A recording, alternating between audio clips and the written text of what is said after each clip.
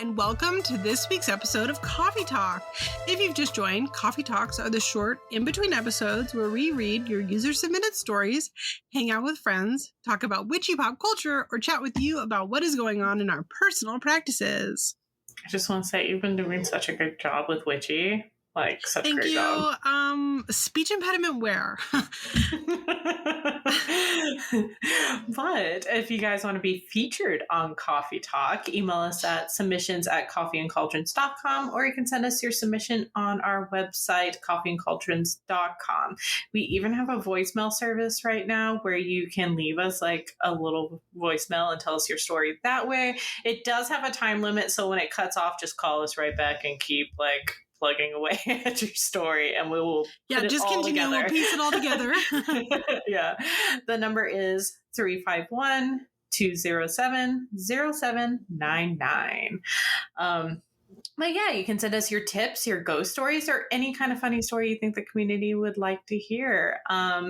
Let us know if we can share your name or if you prefer us not to. Your social media usernames are also a great way to get credit. Yes. Yes.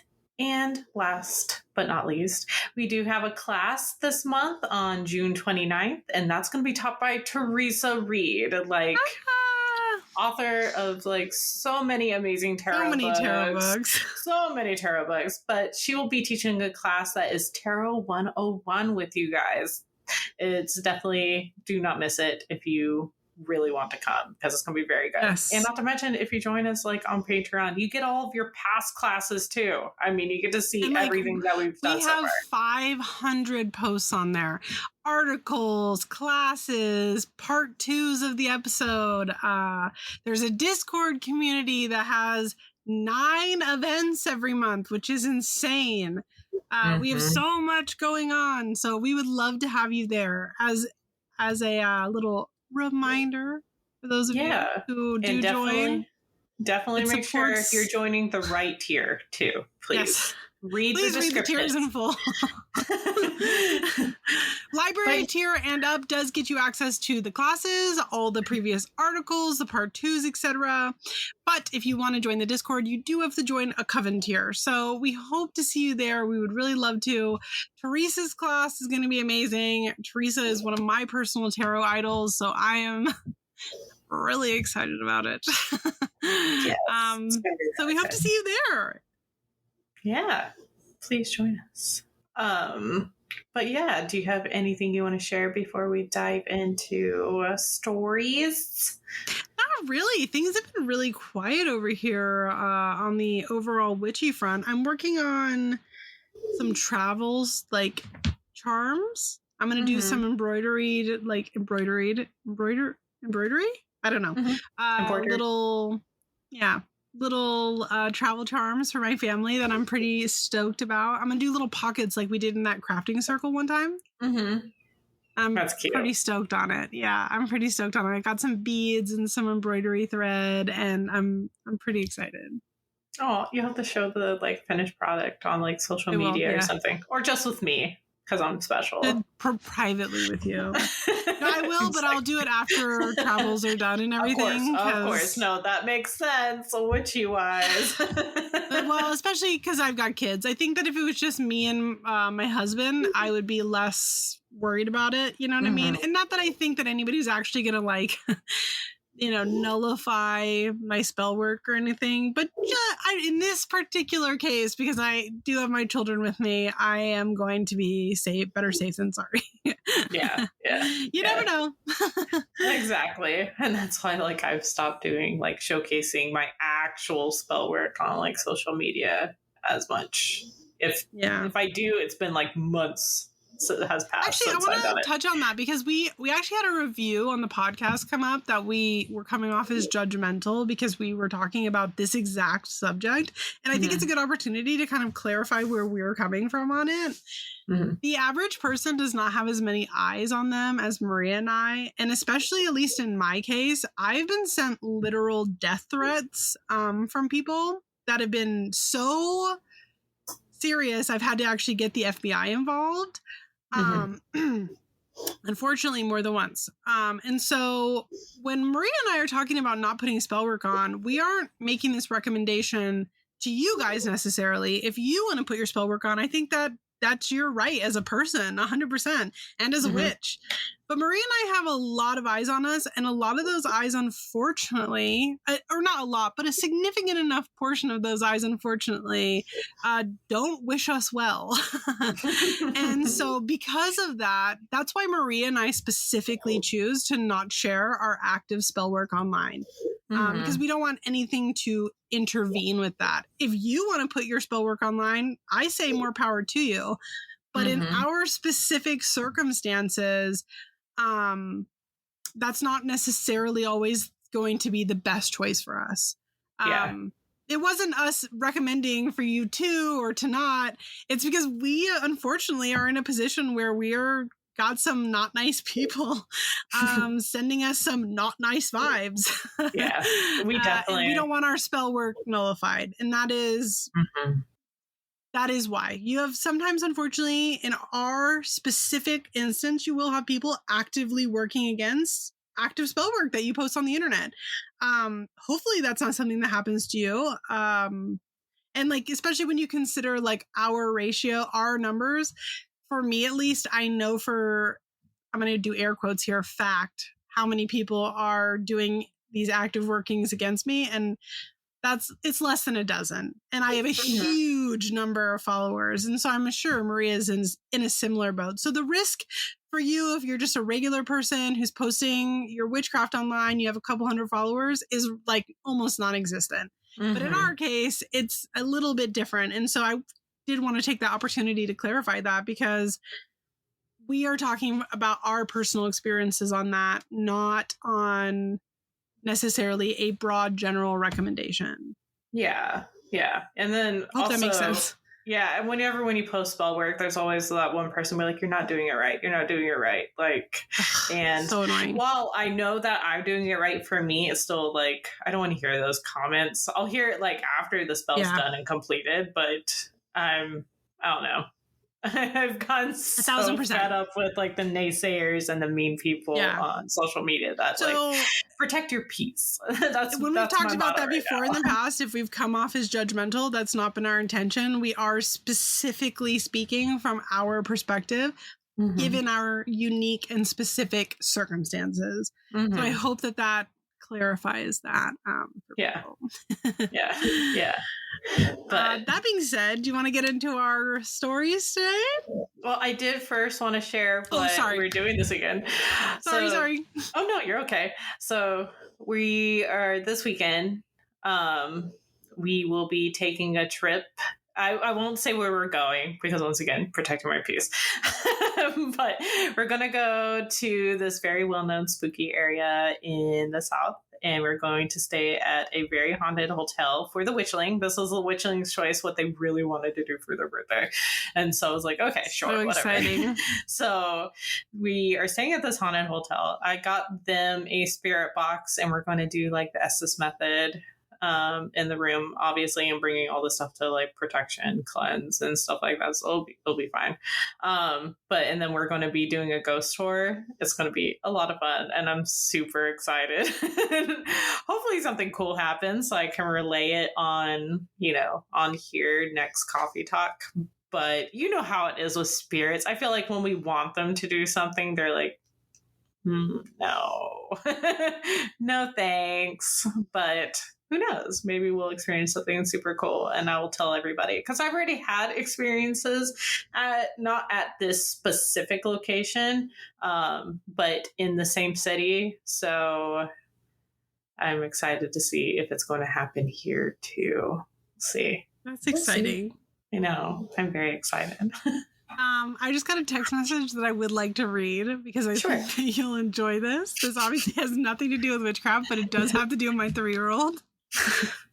My husband is from England, as we all know. He's watching football because England is playing. And my husband did not realize that my 3-year-old was no longer outside playing. And my husband told a ref to fuck off. And my 3-year-old heard him say that. And he Frank says, "Oh, fuck off." And he hears a little voice behind him go, "Yeah, fuck off, fiddlesticks, snickle fritz, and phooey." Oh no, smoke ball. I just thought that was really funny. I like all the extra. He goes, snickle fritz. Well, because when like swear words are used, we try to redirect, right? And because I don't want to make it like a you can't say that, because then they just want to say it more, right? So instead it's like, well, instead of that word, what if we said this one and we make it like a whole game? And so now snickle fritz, phooey, all that is preferred, and so that's where all the extras came from. Because instead of saying a swear word, we say phooey, snickle fritz, fiddlesticks, like all these things, and that's really funny to me. Oh yeah, I thought you'd enjoy that. That is hilarious. When the witchling was small, like if like I would stub my toe, I would do ABCD, and so like they started doing it too. So they aggressively would start saying their ABCs. It was very great. The other day, Smokeballs stubbed their toe at the pool and goes, "Oh, rats and scats." I was like, yeah, rats and scats. Rats and jackets, my guy. Like, that is so true. That is so cute. It is so funny. Like, I love so much that we've got these, like, just, I don't know, Valentine-isms that we say here at the house, because now those things come up all the time. Like, unfortunately, well, not unfortunately, it's on purpose, but Frank and I both call word, like, have you seen that trend that's going around where it's the couple dictionary? And it will be like they'll hold up something that they say all the time, and then the other person like tries to describe it to see if they can figure out what their ism is. That, do you know what I'm talking? Like, do you know that game where you like you hold up like a word above your head, and it'll be like apple, and the other person has to. So it's that, but instead of it being just like real words, it's things and phrases that you say within your couple. And ours are so bad. Like we don't call strawberries. We call them scribs, scrobbles, scribberries, like stuff like that. And so unfortunately, my 3-year-old now goes, "I'm going to go out in the garden and get some scribble-libs." And I'm just like, let's wash those scrubs, dude. That's so cute. It's so funny. Oh, toddlers are the best. They have the best like little personalities ever. It's so funny, and like we're at this point now where they're getting a little bit bigger, and they've got all these like things that they say that are like really funny. Like it's super funny. Like anytime they've done anything wrong, they just go, "Oh, mommy, you're so beautiful." I'm like, "What did you do?" I'm like, first of all, thank you. Glad you noticed a queen before you. But also, what did you do wrong? What have you done that you're not supposed to do? "Oh, mommy, you're so beautiful." I'm like, I can see a trap before me. That is so funny. Oh my gosh. Gassing you up, so hopefully you don't come down. I'm being manipulated. I'm like, thank you so much for recognizing me in all my power. But anyway, what have you done? Why are you telling me this? Oh, toddlers. Oh, geez. Now, that being said, we should probably read a story. Nobody cares about my 3-year-old. I do. We're probably going to get a Spotify comment that's like, "No one cares, Robin. Shut up." And you know what? Valid. I care. I'm the only one that matters. Sorry, guys. Thank you. Sorry. Okay. All right. We're probably only going to have time for 2 stories because we got so sidetracked. But wow, who's surprised? Crickets. Crickets. Okay. Okay, so this is from @Fox and Bear Healing. Dear Robin and Maria, firstly, let me tell you how much I love your podcast and the two of you. Your show has saved me on so many crappy days at work where I have to deal with the muggles being assholes and getting me down. Yeah. Well, I'm glad we help. I'm glad we helped. You're welcome. I'm just joking. That was joke arrogance. Anyway. I am a practicing witch of 30 plus years, and I was born a psychic medium. It runs in my family. Since I was a little girl, I would see spirits either with my literal eyes or in my mind's eye. My family are Cuban, and my grandmother is a bruja, Santeria. I grew up with magic and spirits as completely normal, but something to be cautious with. I would see shadow people all the time, well into my 30s, and generally saw spirits that looked like blue and transparent versions of themselves with my eyes when woken up by them as well. I will share one story that happened about 4 years ago. I had been attuned to Reiki and was taking psychic and mediumship workshops to sharpen my skills and to meet like-minded people. One night I woken up around 4 a.m. with the feeling of someone standing next to me. So I opened my eyes and got startled for a hot second. Then was just pissed that my sleep was interrupted. I get really angry when woken up if there isn't an emergency. Same. Yeah, same. I see a man standing next to me wearing a ship captain's outfit from the 19th century, and he felt sad, but I was really tired and told him to F off. Relatable. I turned around and went back to sleep. I generally have insane vivid dreams, and this dude did not take no for an answer, so he hopped in my dreams. He showed me a vivid picture of a captain's quarters on a ship and his 10-year-old son that was very sick with TB. His son was dead, and he felt terrible guilt over it, but wasn't aware that his son had died and wanted someone to help. It was like he was reliving it and wanted someone to heal his son. I shut down a dream, and he moved on as I put up wards before I go to sleep, which I had not done regularly before. Now I do it every night, and in retrospect, I feel a little bit badly as I could have helped him pass with his trauma so he could have moved forward. My work with spirits is ever evolving, and now I am doing a deep dive into better spirit communication. Thank you for letting me share my story. First of all, telling the sailor to fuck off is so relatable. I know. It's great wanting to help spirits and stuff like that, but sleep is such a major boundary for so many people. As it should be. Spirits. Yeah, sleep shouldn't. Not just with spirits, just in general. You're allowed to want your sleep. I know why they do it. It's because of that whole liminal time period where you're more open and your guard is down. It makes sense, but they're not going to get the best version of you when you're in that liminal space, right? Unless you're intentionally in that liminal space. You're not intentionally in that liminal space to speak with them. You're in that liminal space because you just want to freaking sleep and get some rest. Give me my peace. I'm sorry, I'm not waking up at 3 a.m. to help a spirit transition and go into the next phase. That's just not happening. I am chronically ill, my dude. This is a boundary. Yeah. Chronically ill. I need to sleep. Thank you very much.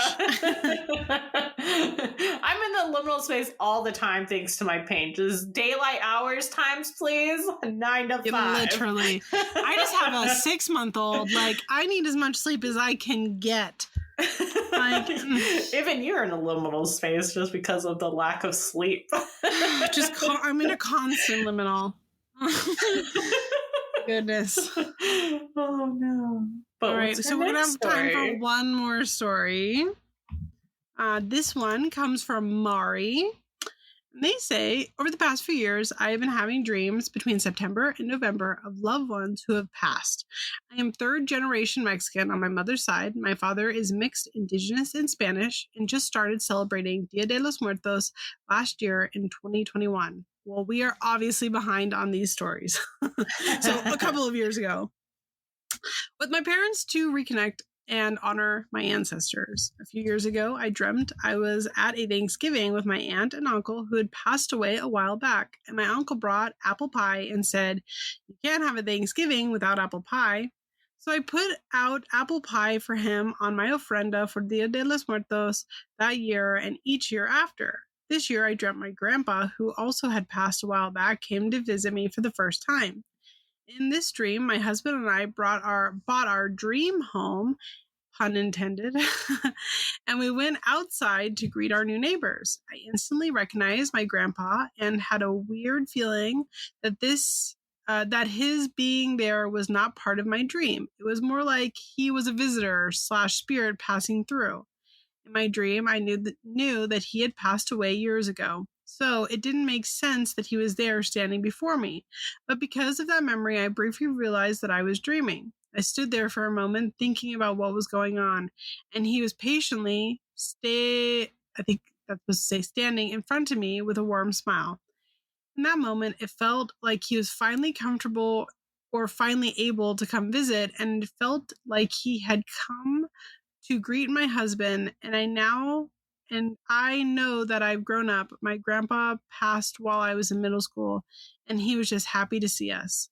I then smiled back and said, "Hi, it's nice to see you." And he gave me a hug and proceeded to introduce my husband to him and mentioned we now have a dog named Rye. That's all I remember from this interaction, but I remember thinking in my dream, this place is so nice. My family also lives here. I also started my folk magic and witchcraft journey in October of 2020, and I have invited my ancestors of highest good to visit in my dreams before going to sleep during autumn, along with using mugwort face cream. Oh, that's cool. So maybe that also helps. Just thought I'd share. Coffee and Cauldrons was the first witchy podcast I found, and I have discovered other practitioners to follow through your podcast as well. Thanks for all you two do. Bye, witches. I think that's really sweet. Yeah, I love that was really so sweet. much. I love being visited by family in dreams. That's fine. Like, that's the type of sleep disturbance I'm okay with. Yeah, and like that's face cream. Let's unpack that. If you're listening to this, Mari, please send us recommendations. Well, I know mugwort's like very good for like acne and bruises and some skin conditions and stuff like that. But it's also great for, like divination and stuff like that too. But yeah, I didn't know it would come in a skin cream. That's like so clever. I know. That's so I wonder, clever. like on the face. I don't know. That sounds so cool. We're gonna do a deep dive. We're gonna be very busy making our own mugwort face creams. Yeah. Goodness. Well, that being said, thank you all so much for joining us this week on Coffee Talk. We hope to see you again next week for our regular episode. You can check out our website for links to our submission forms, shoot us an email at submissions@coffeeandcauldrons.com, or remember that you can send us a voicemail now at 351-207-0799. It does have a 3-minute cap, so if you get cut off, just call back. We'll smash it together. Tell us your ghost stories, witchy stories, tips, or topics that you think that the community would love to hear. Yeah, and as always, if you enjoy Coffee and Cauldrons, please take a moment to review us on whatever streaming platform you are on. Or if you want to support us directly and keep this podcast up and running, consider joining us on Patreon, where we share articles, special part 2 exclusive episodes, have a spell month box class that we talked about in the beginning, and a Discord. Yes. I mean, so many things. So many things. Come join us. Come join us. We hope to see you there. And for those of you who are Patreon subscribers, thank you so much. You make the podcast possible. Yes. Thanks to viewers like you. You're our PBS. Yes. Which funded podcast. Oh my goodness. It's a witchy public broadcast service. So it'd be WPBS? Yes. Goodness. Oh, no. Well, thanks everyone. Bye. Yep, bye.